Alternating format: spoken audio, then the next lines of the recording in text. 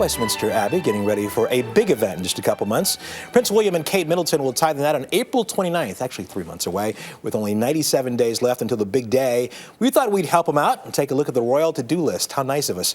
To fill us in on the details, CBS News royal contributor Victoria Arbiter. Victoria, good to see you. Good morning. I love this countdown you've got going. Yeah, we got it every second. We got a clock right there. We're keeping track of it. We're going to get to the specific to-do list in just a second, but what have they done so far to get ready for the wedding? So far, as you mentioned, we know that April 29th is the date. We know that the wedding is at 11 a.m. at Westminster Abbey. Kate will arrive by car, which in the beginning was definitely, everyone was talking about how that was a security issue. It's also a practical issue because when Diana arrived at St. Paul's Cathedral, she had this huge dress just squashed into one of those tiny old carriages. And so when she got out, her dress was so creased. So rather than oohing and ahhing at how beautiful the dress was, we were all looking at how creased it was. So Kate will have more room in a car.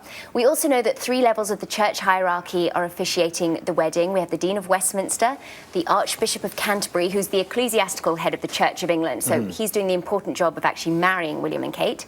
And then the Bishop of London is giving the address, which is the sermon. And then following the service, there will be 2 receptions at Buckingham Palace. The Queen is hosting a more formal affair. And then Prince Charles will have a private personal dinner and dancing later that night. A lot going on. Okay, let's get to the to-do list. The first thing, somebody in the meeting said the first thing is the prenup, but I'm guessing that's not No, I don't think they're worrying about that. All right, first on the list, the guest list. What do we know about that? The guest list. Well, it's the Lord Chamberlain's job. He's the most senior official in the Queen's household to see that nothing goes wrong with this wedding. And that, of course, becomes the guest list as well. So at this point, William is not the direct heir to the throne, which means the pressure's off a little bit in terms of having to invite all the global heads of state. There will certainly be foreign dignitaries there. Perhaps Greece or Spain will send a representative from their royal families.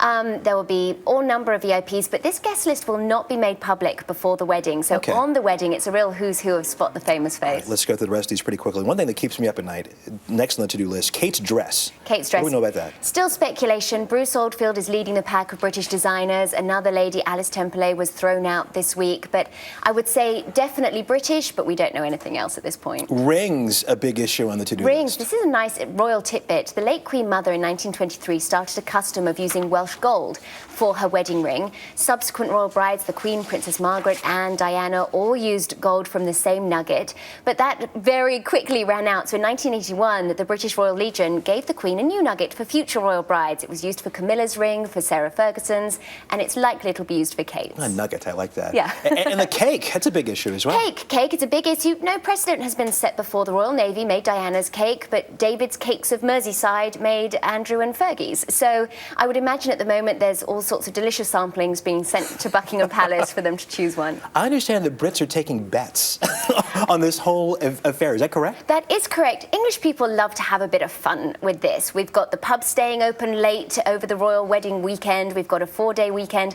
And so betting is another way to get involved and have a bit of a laugh, really. What are they betting on? Well, they're betting on will Kate be late to the church? And if she is, how many minutes late? The length of her train, who Harry's going to take as his date. But recently, actually, one bet was closed down because people in general are betting around $5 or so. They're not fussed about winning. It's about having fun. But someone came in and offered up $8,000 on the honeymoon destination being Kenya, and that was awfully fishy with that sum of money. So that was quickly shut down as possible inside information. Interesting stuff. Victoria Arbiter, welcome to CBS. Good to see you. Thank you so much. We'll be talking to you a lot over the next few months. Sounds good. Thank you, Russ. Thank you for coming in.